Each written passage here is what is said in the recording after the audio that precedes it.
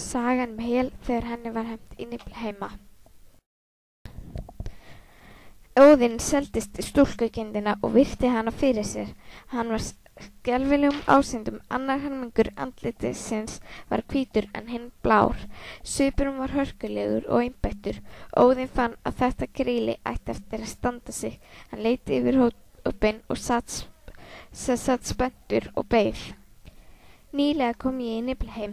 Þar blöstu við mér verslingar á leið til Heljar, en þar ástandið vægast sagt slæmt. Dæmalaus óreiða á öllum hlutum.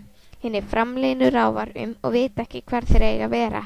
Ekki skortir á hósakinni í þeim nýju heimum og sagt því ætti að vera hægt að koma skikki á ástandi.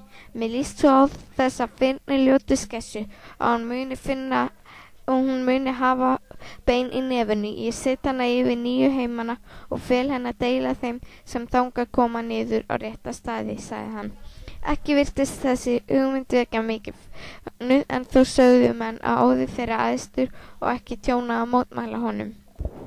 Hann reis upp og fleygði stúlkunni af öllu afli í norður og hrópaði eftir henni. Hel skaltu heita, til Helja skaltu fara og Hel skaltu stjórna aldur og ævi.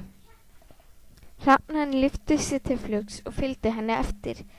Þeir komu vonum bráða tilbaka og staðfesta að hún væri komin í Hel og byrjuðu að taka til höndinni.